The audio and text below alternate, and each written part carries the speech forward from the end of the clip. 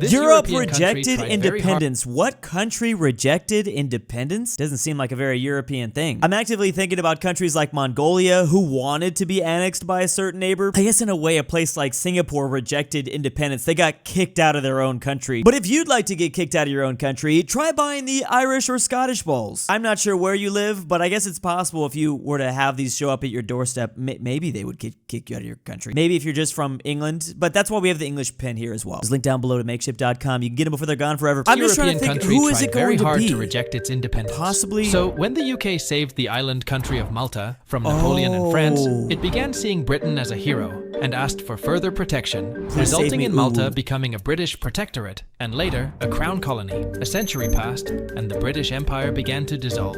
However, Malta did not want independence and held a referendum where the majority of Maltese voted to become one with Britain. Sadly, the UK rejected the proposal. Dang, imagine the UK rejecting to have more land. Man, they've evolved so much. This reminds me of a very similar British colony, except for in Asia, Hong Kong. Hong Kong, who is not actually kind of labeled on this map, but maybe that's because they're too small right here. They did not want to be given up to China. They wanted to remain under the British crown. So the Brits saved them from Napoleon. I can understand why they would be pretty happy. Many countries, Brits, please leave Malta. Don't leave me. Oh, boom. Of course, there's a comment about Singapore here. That's what I was thinking. Literally the Singapore of Europe getting kicked out and everything, kind of. Well, they're probably chilling now since they've been independent for more than 50 years now. Similar case with Hong Kong. That was my info hub. Here's another one by which is the youngest ocean in the world? Well, there's only 4 to choose from, so this shouldn't be that hard. It basically comes back down to Pangea. So geologically, we can say the Atlantic Ocean. And it all started when the dinosaurs were chilling.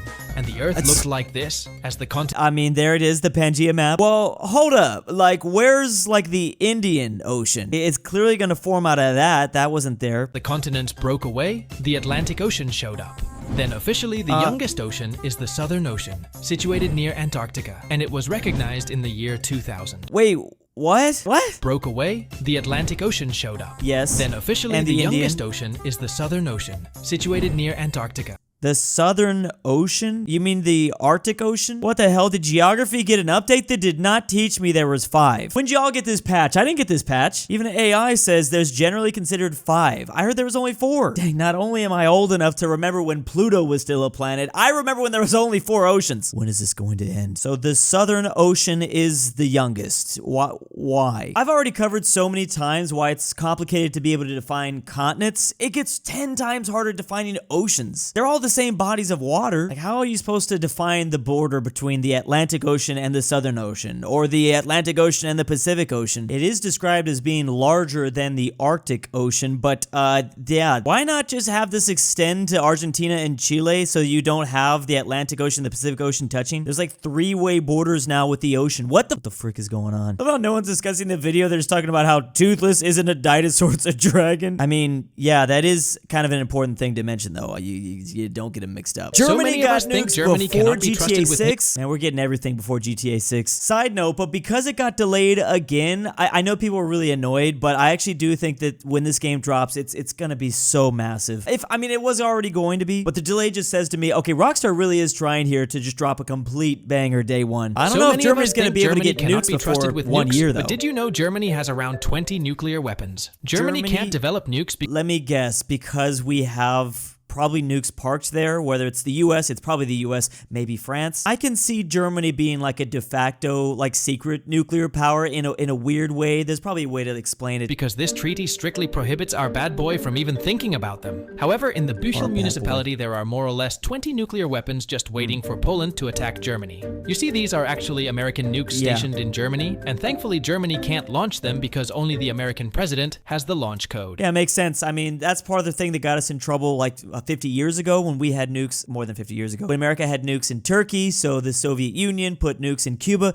That doesn't necessarily mean, though, that Turkey and Cuba had nukes. I guess it depends on how you define that word. They had it in their borders, that's for sure. So Germany can't develop nukes because this treaty strictly prohibits 2+4 treaty. 2+4 treaty because of the Cold War, essentially. This agreement between the 2 German states and the 4 victorious powers of World War II. That's where the 2+4 comes from. Honestly, at this moment in time, I don't think there's a big argument for Germany to even like have their own nukes. They're part of NATO. I get that their tensions with the US, but then they have their buddy France over there, the UK. But yeah, don't forget there's still a bunch of US military installations in Germany right now. Over 35,000 soldiers too. I trust Germany more with nuclear weapons than the US. Ooh. Nah, I bet they'd be chill. Imagine if Germany had nukes in World War II. They almost did, and well, kaboom. Kaboom, Rico. Those videos are by InfoHub. Go check them out. The Soviets wanted to split Europe in two. Well, they did. I look at these borders. It looks split to two to me. Unions had a secret plan, not just to invade Europe, but to cut it in half in less than a week.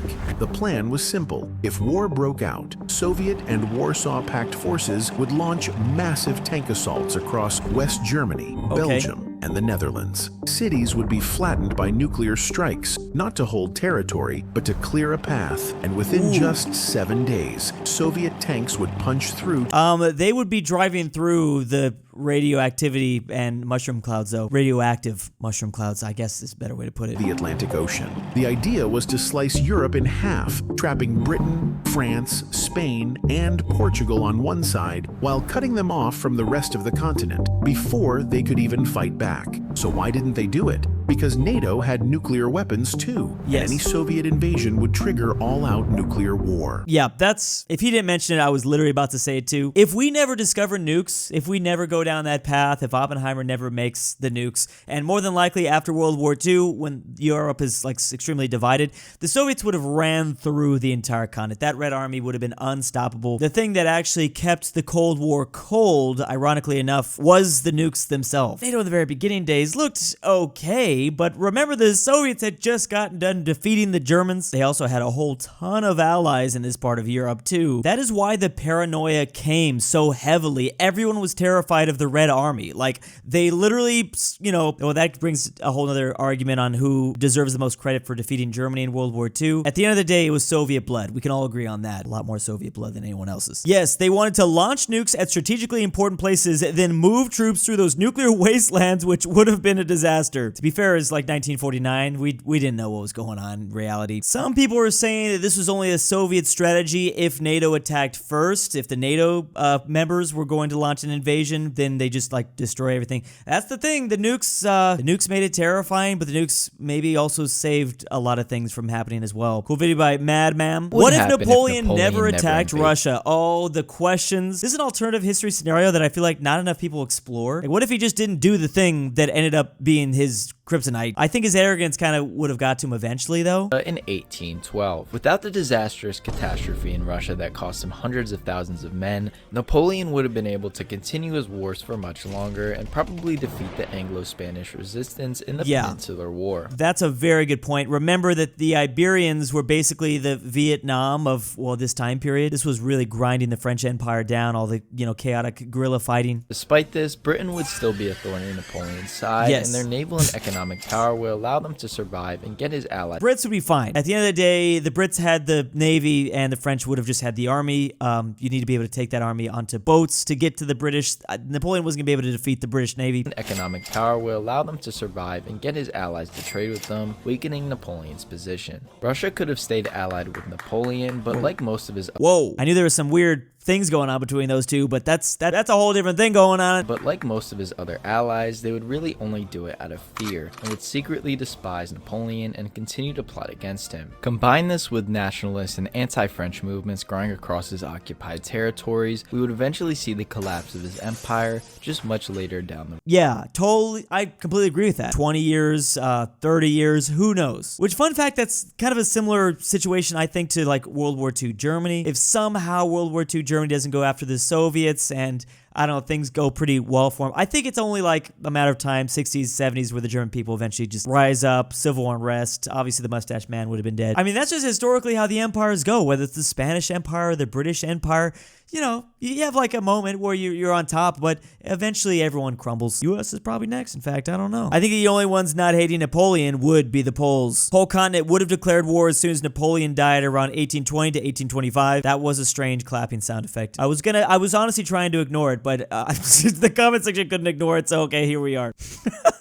Bro, not the clapping noise. Bruh, just ignore it. How did the rest of the Europe world react view to Napoleon, though? I think everyone hated him. A lot of. Maybe he'd have like 1 or 2 friends, but Europe certainly was not a fan of this guy. The rest of Europe react to Napoleon's betrayal of Spain didn't like him, that's for sure. 1808. The British viewed the conflict as an opportunity to weaken France and send aid and a certain Duke of Wellington to is this just specifically talking about the invasion of Spain? Okay, well, yeah. Is the first explanation not everyone? That everyone's like, oh, this could be a great opportunity to weaken France? Opportunity to weaken France and send aid and a certain Duke of Wellington to the Spanish to help in the Peninsular War, which tied down French resources. Austria saw Napoleon's struggles in Spain as proof that he could be defeated, and so they broke their alliance with him and launched the War of the Fifth Coalition a year later, which didn't go as planned. Russia was publicly supportive, but secretly hoped it would lead to their downfall and an opportunity to break up Napoleon's power. Yeah, look, nobody was down. Which soon presented itself. Finally, Prussia was weakened and under firm French control at this point, and felt the war could lead to a turning point in the future that could see Prussia regain its lost territory. Literally everyone was against this dude, and Napoleon still came out on top so many times. I mean, not the Russian time, but so many others. The British-French rivalry is truly unmatched. That's insane how one of the best generals in history did something this stupid. This does give me oversimplified vibes. Those videos are by history now. Check them out. The closest continent to Antarctica? Is this not the most obvious answer? I'm pretty sure it's technically South America, specifically Chile. Or is this gonna be like one of those trick questions? So most of you smarty pants would say that it's South America, and goddamn right. Okay. You see, city of Ushuaia in Argentina is the southernmost city in the world. It's not Chile. Okay, I was because you know Chile has got that tail that wraps around Argentina, but and travelers typically dodge Drake and reach Antarctica in 2 days. The second closest it's always a good idea to dodge Drake continent is Australia, while the third closest is Africa. Anyway, wow, that's exactly what I thought. Am I just a smarty pants? Almost 1 million people didn't know? Is that why you clicked this video? To be fair, it was a shorts format, so maybe it just got popped up in their algorithm. I'm assuming most of the comments are like, yeah, no shit. 0% yapping, 100% straight to the point. Again, always dodge Drake. Europeans are fighting over a lake. That was a really weird time to pause the video. That's not what I wanted. Why are there so many weird YouTube shorts? It's getting freaky out there, guys. Can we chill? Cool it? Could this one lake make Europe's 3 best friends into enemies? The border between these countries is pretty Austria, Switzerland, and Germany. I'm guessing Liechtenstein has nothing to do with this one. chill. However, this lake called Lake Constance is creating There's Liechtenstein right there. Oh man, let them get involved too. Why not give them the lake? We almost gave Alaska to Liechtenstein. Why not even more? problems. Switzerland says Germany and Switzerland should get larger parts while giving a little bit to Austria. Austria says everyone should get equal parts, while Germany just doesn't care but sometimes agrees with Switzerland. Germany's got way bigger things to do. When you're Switzerland and Austria, I guess you gotta fight over lakes. There's a bit of a rivalry there. Is the lake particularly resourceful? I don't think so. I don't know. Alp rivalry. Germany, 1945, I want the whole world. 2025, do whatever you want with it, I don't care. I think it should be neutral, so all 3 have full access to the lake. My boyfriend, he lives on the lake. That's impressive. Is she in a relationship with a fish? Like many YouTube shorts, I'm sure this story is a little bit, not even a little bit, probably overblown. It's probably not that big of a deal. But whenever there does seem like something could be framed as having tension, they're gonna do it. I get it. I didn't even know that lake existed, so thank you, Mr. Geo. Like I said at the very beginning, check out that link down below to Ireland and Scottish country balls. Also, there's England pins as well. Time's running out. They're gonna be gone forever. Please go check out all these channels. Big old thanks to my patrons over at Patreon. Come out here calling bro a history expert. Tambre, Drew's Argentinian Trust Fund, NordTyrol, Nolan, Miglu the Goat, LuxembourgLover, KirinoIsBestGirl, KingBearHaze, Fredrik Tibblin, DOOCHBAGGINS, Pavlik, Carmel Saida, AlexandertheTerrible. If you'd like your name here, check out that link in the description down below to patreon.com.